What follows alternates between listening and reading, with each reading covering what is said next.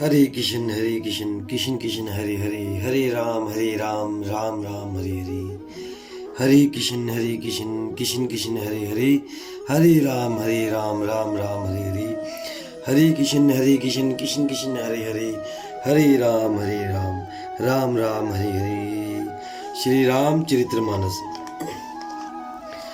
जब नारद जी ने ये सब समाचार सुने तो वे कौतूहल कही से हिमाचल के घर पधारे। पर्वतराज ने उनका बड़ा आदर किया और चरण धोकर उनको उत्तम आसन दिया। फिर अपनी स्त्री सहित मुनि के चरणों में सिर नवाया और उनके चरणों दक को सारे घर में छिड़काया। हिमाचल ने अपने सौभाग्य का बहुत बखान किया और पुत्री को बुलाकर मुनि के चरणों पर डाल दिया और कहा, हे मुनिवर, आप त्रिकाल यज्ञ और सर्वज्ञ हैं, आपकी पवित्र पहुंच है, अतः आप हृदय में विचार कर कन्या के दोष गुण कहिए। नारद मुनि से हंसकर रहस्य युक्त कोमल वाणी से कहा, तुम्हारी कन्या सब गुणों की खान है, यह स्वभाव से ही सुंदर, सुशील और समझदार है। उमा, अंबिका और भवानी इसके नाम है। कन्या सब सुलक्षणों से उत्पन्न संपन्न है, यह अपने पति को सदा प्यारी होगी, इसका सुहाग सदा अचल रहेगा और इससे इसके माता पिता यश पावेंगे। यह सारे जगत में पूज्य होगी और इसकी सेवा करने से कुछ भी दुर्लभ ना होगा। संसार में स्त्रियां इसका नाम स्मरण करके पतिव्रत रूपी तलवार की धार पर चढ़ जाएगी। हे पर्वतराज, तुम्हारी कन्या सुलक्षणी है। अब इसमें जो दो चार अवगुण हैं उन्हें भी सुन लो। गुणहीन, मानहीन, माता पिता विहीन, उदासीन, संशयहीन, लापरवाह, योगी जटाधारी, निष्काम हृदय, नंगा और अमंगल वेश वाला, ऐसा पति इसको मिलेगा। इसके हाथों में ऐसी ही रेखा पड़ी है। नारद मुनि की वाणी सुनकर और उसको हृदय में सत्य जानकर पति पत्नी हिमवान और मैना को दुख हुआ और पार्वती जी प्रसन्न हुई। नारद जी ने भी इस रहस्य को नहीं जाना, क्योंकि सबकी बाहरी दशा एक सी होने पर भी भीतरी समझ भिन्न भिन्न थी। सारी सखियां पार्वती, पर्वतराज, हिमवान और मैना सभी के शरीर पुलकित थे और सभी के नेत्रों में जल भरा था। देवर्षि के वचन असत्य नहीं हो सकते, यह विचार कर पार्वती ने उन वचनों को हृदय में धारण कर लिया। उन्हें शिवजी के चरण कमलों में स्नेह उत्पन्न हो आया, परंतु मन में यह संदेह हुआ कि उनका मिलना कठिन है। अवसर ठीक ना जानकर उमा ने अपने प्रेम को छिपा लिया और फिर वे सखी की गोद में जाकर बैठ गई। देव ऋषि की वाणी झूठी ना होगी, यह विचार कर हिमवान, मैना और सारी चतुर सखियां चिंता करने लगी। फिर हृदय में धीरज धरकर पर्वतराज ने कहा, हे नाथ, कहिए अब क्या उपाय किया जाए। मुनीश्वर ने कहा, हे हिमवान, सुनो, विधाता ने ललाट पर जो कुछ लिखा है उसको देवता, दानव, मनुष्य, नाग और मुनि कोई भी नहीं मिटा सकते। तो भी एक उपाय मैं बताता हूँ, यदि देव सहायता करे तो वह सिद्ध हो सकता है। उमा को वर तो निस्संदेह वैसा ही मिलेगा जैसा मैंने तुम्हारे सामने वर्णन किया है, परंतु मैंने वर के जो जो दोष बतलाए हैं, मेरे अनुमान से वे सभी शिवजी में हैं। यदि शिवजी के साथ विवाह हो जाए तो दोषों को भी सब लोग गुणों के समान ही कहेंगे। जैसे विष्णु भगवान शेषनाग की शैया पर सोते हैं तो भी पंडित लोग उनको कोई दोष नहीं लगाते। सूर्य और अग्निदेव अच्छे बुरे सभी रसों का भक्षण करते हैं, परंतु उनको कोई बुरा नहीं कहता। गंगा जी में शुभ और अशुभ सभी जल बहता है, पर कोई उन्हें अपवित्र नहीं कहता। सूर्य, अग्नि और गंगा जी की भांति समर्थ को कुछ दोष नहीं लगता। यदि मूर्ख मनुष्य ज्ञान के अभिमान से इस प्रकार होड़ करते हैं तो वे कल्प भर के लिए नरक में पड़ते हैं। भला कहीं जीव भी ईश्वर के समान सर्वथा स्वतंत्र हो सकता है।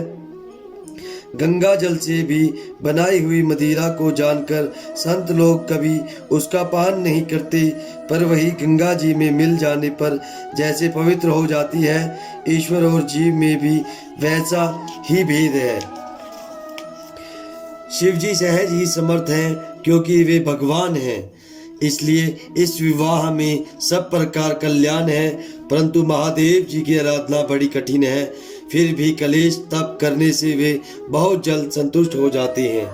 यदि तुम्हारी कन्या तप करे तो त्रिपुरारी महादेव जी होनहार को मिटा सकते हैं। यद्यपि संसार में वर अनेक है, पर इसके लिए शिव जी को छोड़कर दूसरा वर नहीं है। शिव जी वर देने वाले, शरणागतों के दुखों का नाश करने वाले, कृपा के समुद्र और सेवकों के मन को प्रसन्न करने वाले हैं। शिव जी की आराधना किए बिना करोड़ों योग और जप करने पर भी वांछित फल नहीं मिलता। ऐसा कहकर भगवान का स्मरण करके नारद जी ने पार्वती को आशीर्वाद दिया और कहा कि हे पर्वतराज, तुम संदेह का त्याग कर दो, अब यह कल्याण ही होगा। यो कहकर नारद मुनि ब्रह्मालोक को चले गए। अब आगे जो चरित्र हुआ उसे सुनो। पति को एकांत में पाकर मैना ने कहा, हे नाथ, मैंने मुनि के वचनों का अर्थ नहीं समझा। जो हमारी कन्या के अनुकूल घर, वर और कुल उत्तम हो तो विवाह कीजिए, नहीं तो लड़की चाहे कुमारी ही रहे।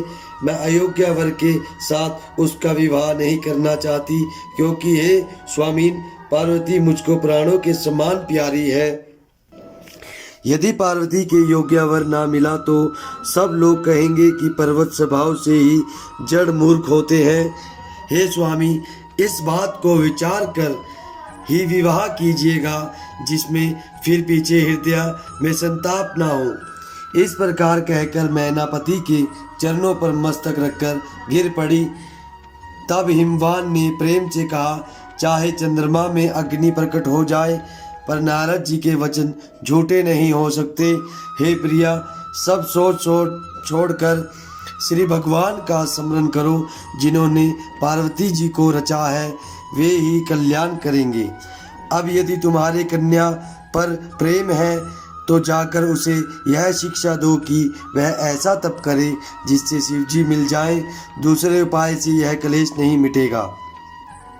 नारद जी के वचन रहस्य से युक्त और सकारण है, और शिव जी समस्त समुद्र गुणों के भंडार हैं। यह विचार कर तुम मिथ्या संदेह को छोड़ दो। शिव जी सभी तरह से निष्कलंक हैं। पति के वचन सुन मन में प्रसन्न होकर मैना उठकर तुरंत पर पार्वती के पास गई। पार्वती को देखकर उनकी आंखों में आंसू भर आए।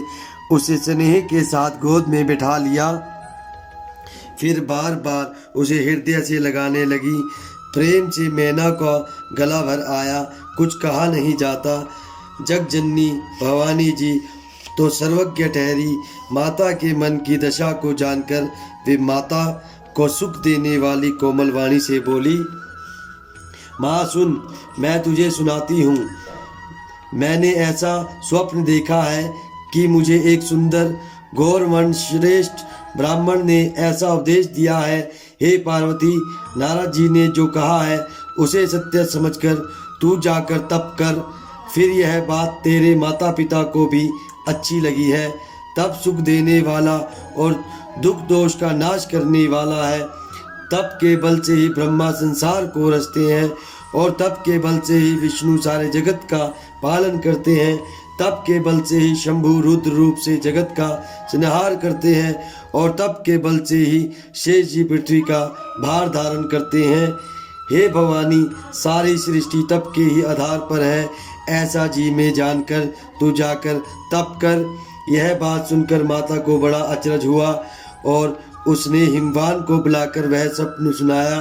माता पिता को बहुत तरह से समझाकर बड़े हर्ष के साथ पार्वती जी तप करने के लिए चली। प्यारे कुटुंबी पिता और माता सब व्याकुल हो गए। किसी के मुंह से बात नहीं निकली। तब वेदशिला मुनि ने आकर सबको समझाकर कहा।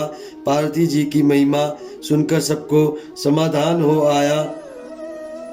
प्राणपति शिव जी के चरणों को हृदय में धारण करके पार्वती जी वन में जाकर तप करने लगी।